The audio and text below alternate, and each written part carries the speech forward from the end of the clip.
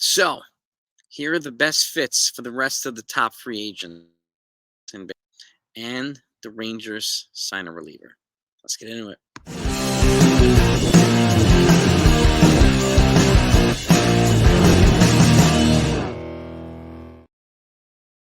All right, gang. So I hope you had a very happy holidays, very Merry Christmas, whichever you celebrate, and a couple days of relaxation.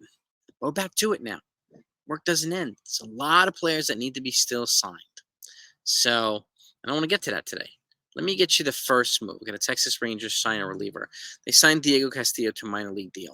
I think they're going to be making a couple of additions to the bullpen, and rightfully so. I mean, the fact is, when a team wins the World Series, they generally like to fortify the bullpen in an attempt to repeat next year. So Diego Castillo came up with the Tampa Bay Rays 2018, started off strong.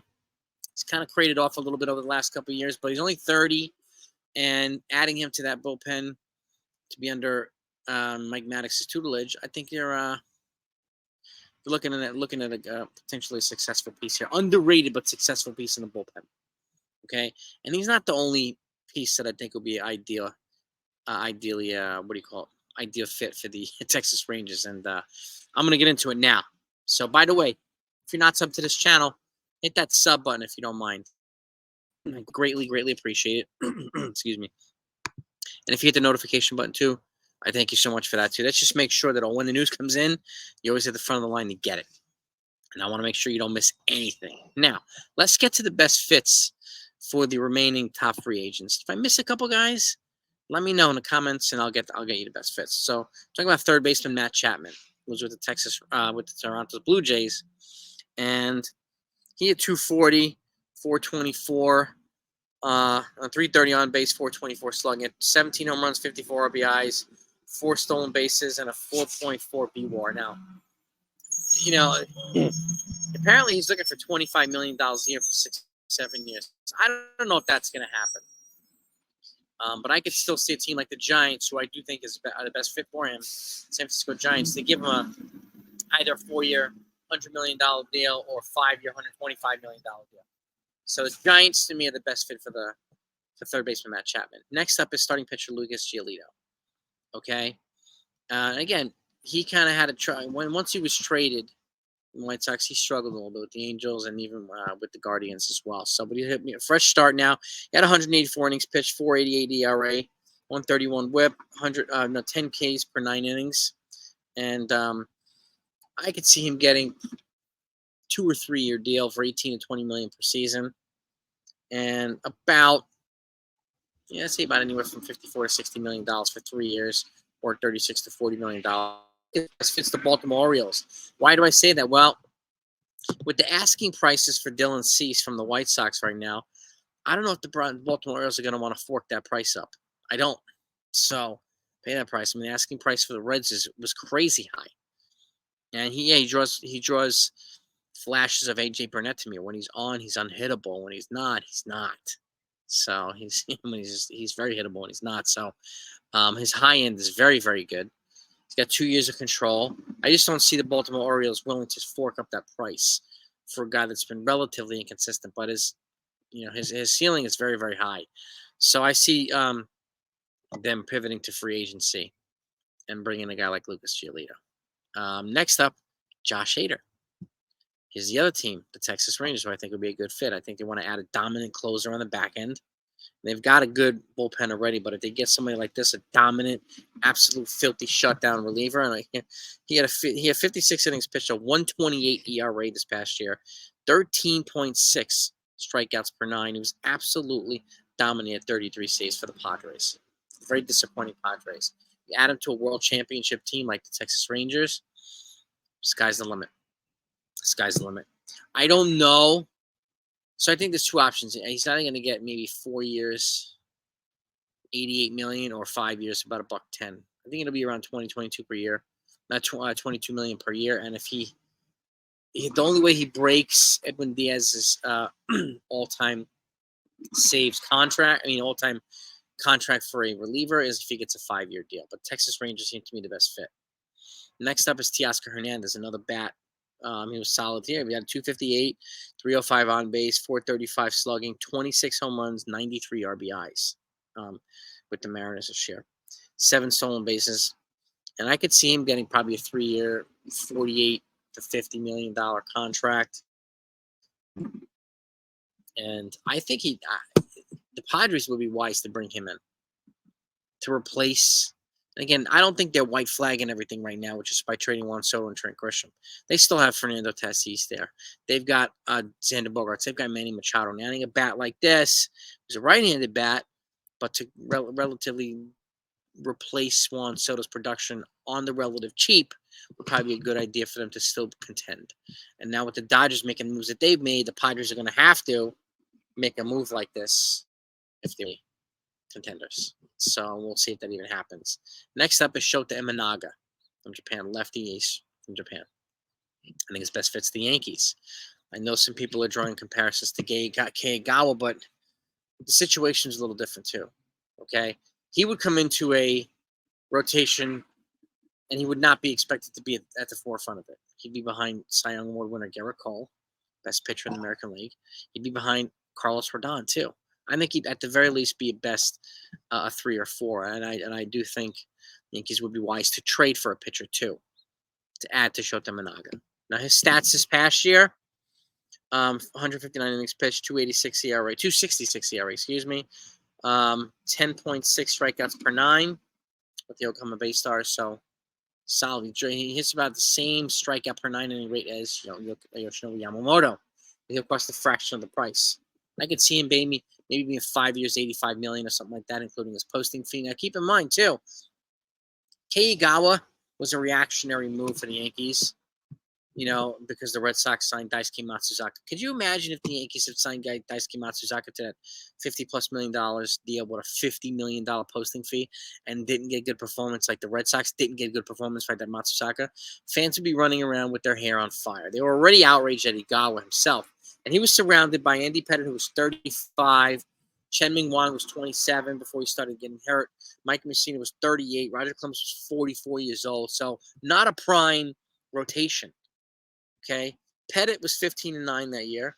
Chen-Ming Wang was 19-7. Mussina was 11-10. Clemens was 6-6. Okay. And Phil Hughes was there. 21-year-old Phil Hughes was just coming up in that rotation. And then Hughes was 5-3, and the lowest ERA on the team that year was 3.70 in Chen-Ming Wang. Okay, a little bit of a different situation. So he'd be walking into a better rotation right now, Shota Imanaga. So he, to me, represents an ideal fit for the New York Yankees. So, and again, I still think they need to complement it with a trade. Next up is Rhys Hoskins. Okay, he didn't play last year; he was hurt towards ACL, but I think I know they've been having dialogue with the Cubs, and I think the Cubs need to bring somebody, especially if they lose Cody Bellinger, who I think they will. Bring in Rhys Hoskins to play first base. I think they'll be in good shape. I could see a 2-year, $28 to $32 million contract or something like that, maybe even higher, with an option for a 3rd year if he's healthy. And it looks like he is. An option for a 3rd year at another, to bring it up to 3 years, $48 million, or an option for a 3rd year or a buyout or something like that. But he was a power bat with the Phillies for several years before he was taken over by Bryce Harper, who's now going to be covering first base for the remainder of his tenure with the Philadelphia Phillies. So I can see him being a Chicago Cub. I think it's a good fit. Cody Bellinger, okay, had a resurgent year this past year, and very impressive. Okay, he went batted .307, .356 on base, .525 slugging, 26 home runs, 97 ribbies, 20 stolen bases, 4.4 BWAR across the board. He was a stud. Okay, and that drew projections to a monster contract, but it looks like his market's dwindling right now. And unfortunately, I could see that being the situation. So I think his best fit's going to be the Toronto Blue Jays.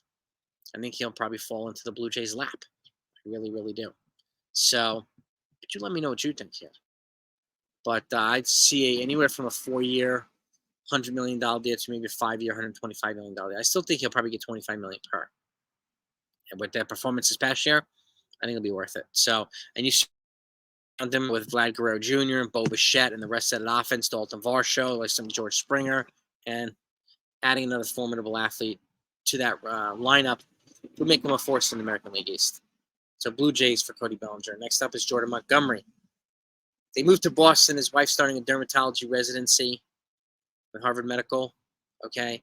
And I predicted him to the Boston Red Sox, and I still think that they're the best fit for him. As much as we'd like to reminisce and say come back to the Yankees and so on and so forth, I think the Yankees are going to go another route.